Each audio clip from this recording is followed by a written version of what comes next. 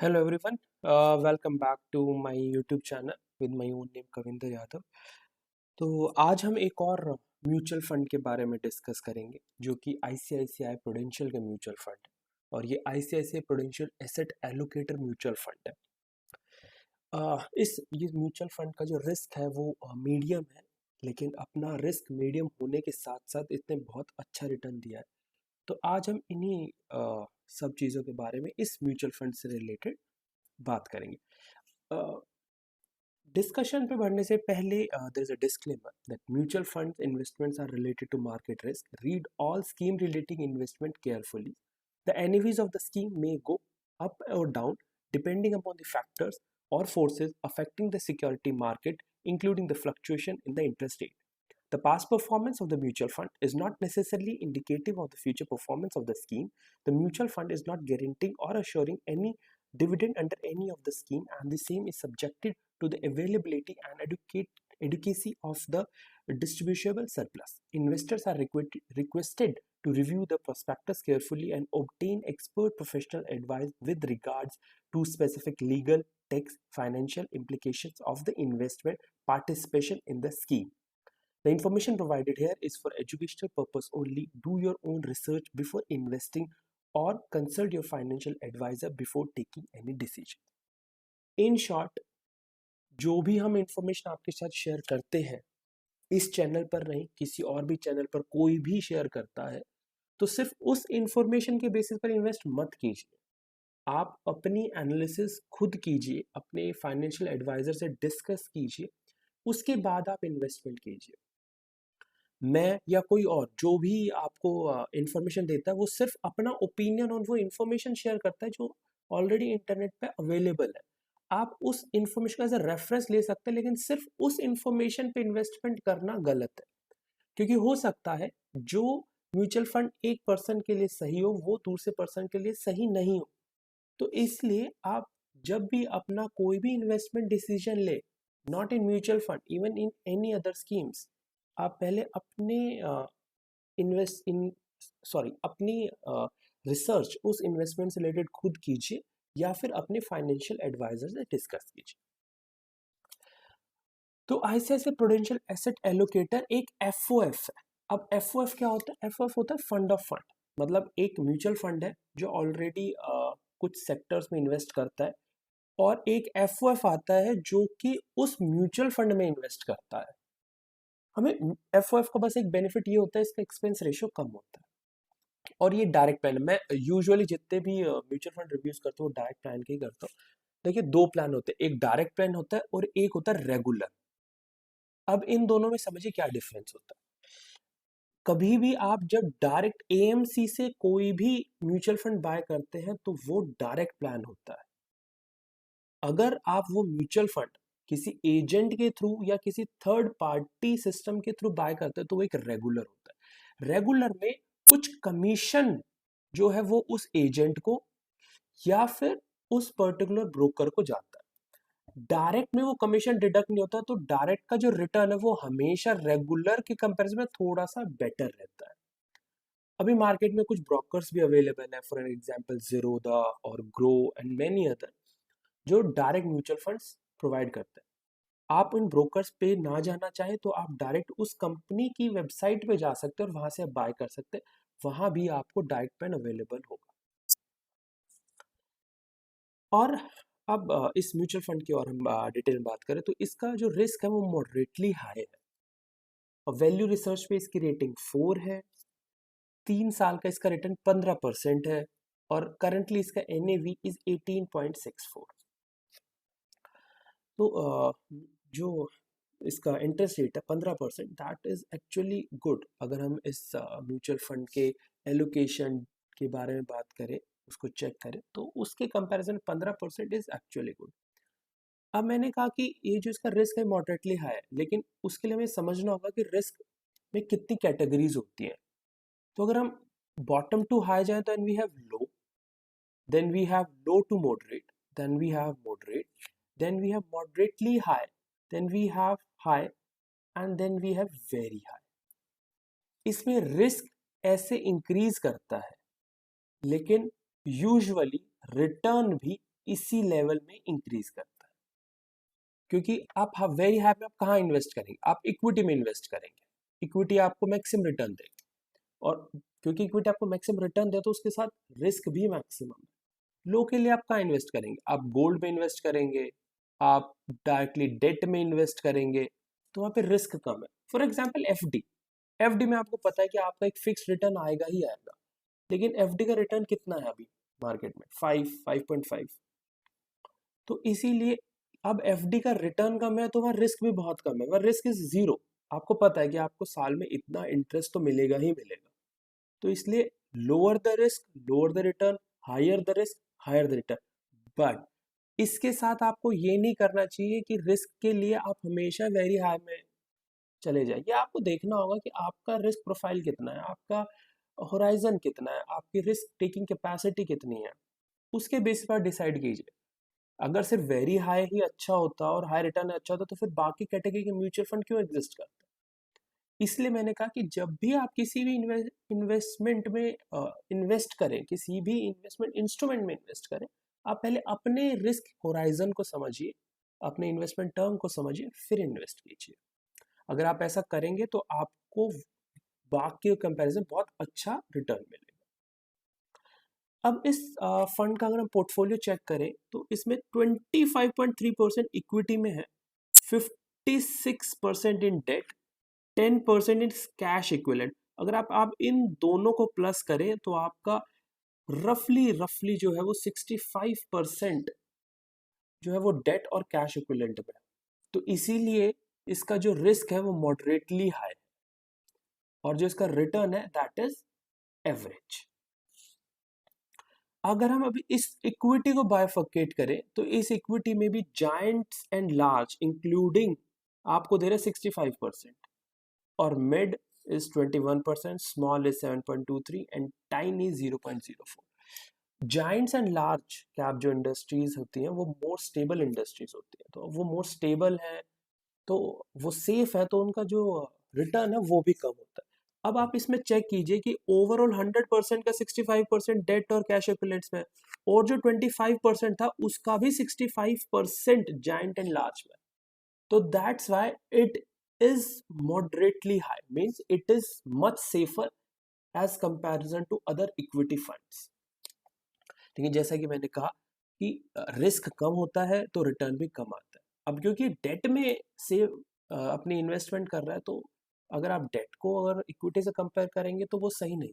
आपको debt instrument को debt instrument से ही करना चाहिए। एक हाइब्रिड है जो इक्विटी में भी कर रहा है, डेट में भी कर रहा है, कमोडिटीज में भी इसका 8%। तो आप इसी सेक्टर के म्यूचुअल फंड को अगर आप कंपेयर करें that will be better. Okay, let's move ahead.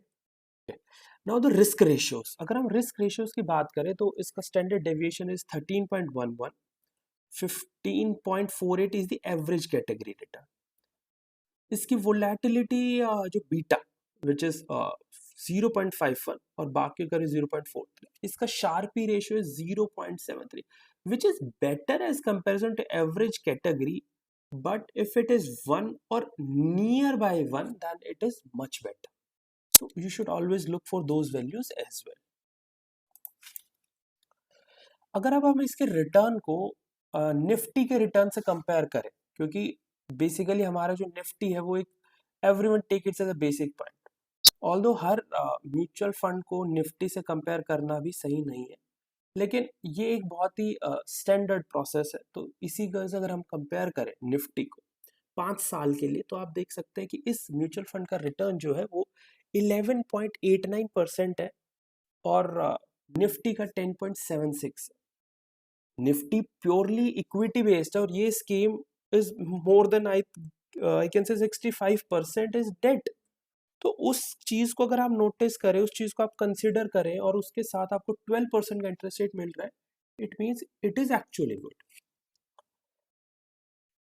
और अब हम एक रिपोर्ट कार्ड चेक करते हैं। ये report card basically ET money की वेबसाइट पे अवेलेबल होता है। आप किसी भी म्यूचुअल फंड का ये रिपोर्ट कार्ड चेक कर सकते हैं। आपको सिर्फ ईटी मनी की वेबसाइट पे जाना है, वहाँ पे अपने म्यूचुअल फंड का नाम लिखना है, और उसके जस्ट बिलो आपको अपने म्यूचुअल फंड का एक रिपोर्ट कार्ड मिल जाएगा। अब ये रिपोर्ट कार्ड हमें एक लिटिल बिट इंफॉर्मेशन देता है, सिर्फ इस रिपोर्ट कार्ड के बेसिस पर ये डिसाइड करना आपको इन्वेस्टमेंट करना है कि नहीं, वो भी गलत है।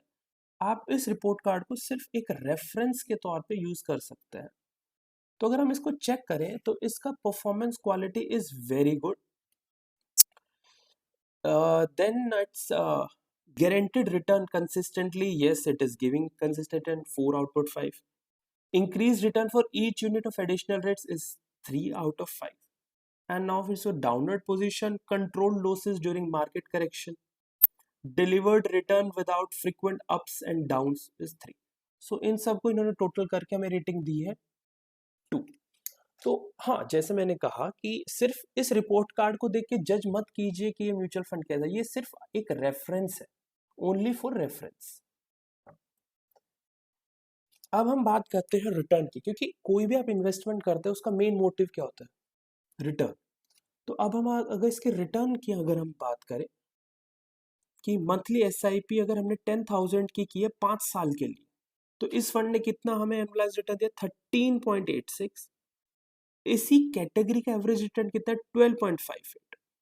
अगर आपने यही अमाउंट एक एफडी में डाला होता तो आपको मिलता 7.18। अगर आपने गोल्ड में क्या होता, देन यू गेट 9.1। अब आप इन सबको अगर चेक करेंगे तो out of all these 4 this is much better. इसलिए मैंने कहा कि देखिए एफडी बहुत सेफ है लेकिन उसका रिटर्न भी कम है।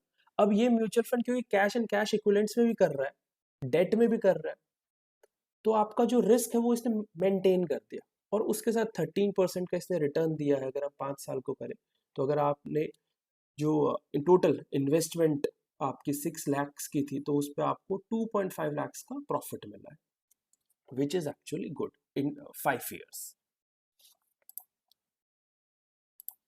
Okay, let's move ahead. अब हम इस म्यूचुअल फंड को इसी कैटेगरीज के और म्यूचुअल फंड के साथ इसके पीयर्स के साथ कंपेयर करते हैं। तो इसके पीयर्स के अगर हम कंपेयर करें then we can see that ICICI Prudential Asset Allocator Fund is 4 star. ICICI Prudential Balance Advantage Fund is also 4 star. But Balance Advantage Fund risk is high. High means in the 6 categories it is 5/6. Whereas in the 6 categories it is 4/6. So it is safer. And because it is risk is high, it has given a return of 9%, whereas it has given a return of 7.75. But if you check the expense ratio, it is 0.07. यही फायदा होता है FOF का, जो मैंने आपको शुरुआत में कहा। एफओएफ के अंदर जो आपका एक्सपेंस रेशियो होता है that is very very minimum, 0.07। इतना ही एक्सपेंस रेशियो आपको सिर्फ ईटीएफ में मिल सकता है, इसके अलावा आपको किसी और म्यूचुअल फंड में इतना कम एक्सपेंस रेशियो नहीं मिलेगा। तो फंड ऑफ फंड में इन्वेस्ट करने का यही बेनिफिट होता है। लेकिन फंड ऑफ फंड में क्या प्रॉब्लम है कि एक फंड है, उस फंड की यूनिट्स है, उस फंड का एक मैनेजर है, वो मैनेजर अपनी भी एक्सपेंस कट करता है। अब एक और म्यूचुअल फंड है जो एक्चुअल फर्स्ट म्यूचुअल फंड में इन्वेस्ट करता है, तो अब इस एफओएफ का भी एक मैनेजर है। तो अब पहले वाला म्यूचुअल फंड के तो एक्सपेंस रेशियो ले ही रहा है, तो दूसरे वाला म्यूचुअल फंड जो पहले वाले म्यूचुअल फंड में इन्वेस्ट कर रहा है वो भी एक्सपेंस है। तो यहाँ पे 2 एक्सपेंस रेशियोज आते हैं। इसलिए आप डायरेक्ट सिर्फ इस एक्सपेंस रेशियो को मत कीजिए, आप इसके बेस म्यूचुअल फंड का भी एक्सपेंस रेशियो चेक कीजिए। लेकिन जो भी ये रिटर्न आपको दिया जाता है किसी भी वेबसाइट पे, ये हमेशा एक्सपेंस रेशियो का डिडक्ट करके ही दिया जाता है। आपको ये 0.0 से इसमें से माइनस नहीं करना, ये ऑलरेडी डिडक्टेड है, तब इसका 7.75 इंटरेस्ट रेट है। सेकेंड वाली 9.09 है क्योंकि उसमें से ऑलरेडी 0.93 ऑलरेडी एडजस्टेड है, उसके बाद ये return.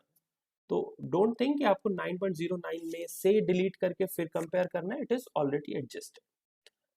Now come my opinion. So my opinion says that if your horizon is 3 to 5 years, तो आप इसमें इन्वेस्ट कर सकते हैं। आप एफडी या गोल्ड में इन्वेस्ट करते हैं तो उसमें इन्वेस्ट ना करके आप इस म्यूचुअल फंड में इन्वेस्ट कर सकते हैं, इट इज गुड। लेकिन अगर आपका होराइजन 5 साल से ग्रेटर है तो ये म्यूचुअल फंड शायद आपको उतना रिटर्न ना दे। अगर आप इक्विटी में डायरेक्टली इन्वेस्ट करते हैं देन ये म्यूचुअल फंड आपके लिए नहीं है। आप एफडी या गोल्ड में ज्यादा इन्वेस्ट नहीं करते तो भी ये म्यूचुअल फंड आपके लिए नहीं। तो ये आपको इन्वेस्ट करने से पहले समझना होगा कि आप कहाँ इन्वेस्ट करते हैं, आपका इन्वेस्टमेंट स्ट्रैटेजी क्या है, आपकी साइकोलॉजी क्या है, रिस्क होराइजन क्या है, उसके बेसिस पर ये मेरे ओपिनियन है कि अगर मैं इन्वेस्ट करूं एफडी या गोल्ड में तो मैं उसको ड्रॉप करके मैं इस म्यूचुअल फंड में इन्वेस्ट करना ज़्यादा बेटर समझूंगा, लेकिन एटलीस्ट फॉर 3 ईयर्स। अगर मेरा इन्वेस्टमेंट 3 साल से कम है तो शायद मैं म्यूचुअल फंड में इन्वेस्ट ही ना करूं, क्योंकि उसका कोई फायदा नहीं है। आप आज इन्वेस्ट करें और next year for example corona जैसे सिनेरियो होगी तो मार्केट बहुत डाउन चली जाएगी। वहां पे ठीक है, इस म्यूचुअल फंड में सिर्फ 25% एलोकेशन है हमारे पास इक्विटी की, लेकिन फिर भी वो इम्पैक्ट लेगा। तो इसलिए हमें हमेशा 3 साल का रखना चाहिए। और मुझे पर्सनली ये लगता है कि अगर मैंने म्यूचुअल फंड में 3 साल डिपॉजिट किया है तो मैं एटलीस्ट उसको 2 साल और होल्ड रखूंगा, ताकि अगर मार्केट में थोड़े फ्लक्चुएशन होते हैं it can absorb that fluctuation. तो इसलिए अगर मेरा होराइजन 3 से 5 साल का है मैं इस म्यूचुअल फंड में इन्वेस्ट करूंगा, लेकिन मेरा होराइजन अगर 5 साल से ज्यादा का है मैं शायद इसमें इन्वेस्ट ना करूं। मैं बार बार ये क्यों बोल रहा हूँ कि मैं इन्वेस्ट ना करूं, क्योंकि मेरा ओपिनियन है, ये मेरा अपना डिसीजन है। आपके लिए क्या डिसीजन है वो आपको समझना होगा। अपने डिसीजन एक बार आप अपने रिस्क को समझिए, फिर आप इन्वेस्ट कीजिए। मैं बार बार ये चीज आपको क्यों रिपीट कर रहा हूँ कि आपको अपना रिस्क समझना होगा, क्योंकि होता क्या है कि कोई भी एक म्यूचुअल फंड में इन्वेस्ट करता है, एक फ्रेंड दूसरा फ्रेंड उससे पूछता है, वो उसी में इन्वेस्ट कर देता है। लेकिन हम ये नहीं समझते हैं कि जिस फर्स्ट पर्सन ने इन्वेस्ट किया था उसका शायद कुछ और साइकोलॉजी होगी, उसका शायद कुछ और रिस्क होराइजन होगा, शायद अमाउंट कुछ और होगा, लेकिन हम इन्वेस्ट करते हैं, फिर हमें वो रिटर्न नहीं मिलते तो हमें लगता है कि म्यूचुअल फंड सही नहीं। म्यूचुअल फंड सही है, लेकिन उसके लिए आपको ये समझना होगा, आपको ये चीज को अंडरस्टैंड करना होगा कि किस बेसिस पे वो म्यूचुअल फंड सही है। उन चीजों को समझिए तो म्यूचुअल फंड में इन्वेस्ट करना बहुत ही अच्छा है। ये आपका गोल बेस्ड इन्वेस्टिंग भी हो सकती है। तो जो भी इंफॉर्मेशन मैंने आपके साथ शेयर की है वो इन 3 वेबसाइट से मैंने पिक करी। इन तीनों वेबसाइट्स के लिंक मैं नीचे आपको डिस्क्रिप्शन में भी दे दूंगा, तो आप वहाँ पे जाकर ये सारी इन्फॉर्मेशन जो मैंने आपको दी आप वहाँ पे चेक कर सकते हैं। All this information is available on public domain on these websites, so nothing else. And last, अगर आपको मेरी दी हुई जानकारी पसंद आई हो, आपको मेरा कंटेंट पसंद आया और आपको लगता है कि शायद मैं कुछ अच्छा कर रहा हूँ, तो इस वीडियो को लाइक करके एक अ, मुझे प्लीज़ ज़रूर करें। आपका हर एक single like is lot for me. अगर आप इस चैनल पर नए हैं तो चैनल को सब्सक्राइब ज़रूर कीजिए, ताकि आपको मेरे आने वाली वीडियोस के नोटिफिकेशन सबसे पहले मिले। Okay, see you in my next video. Till then, good bye and take care.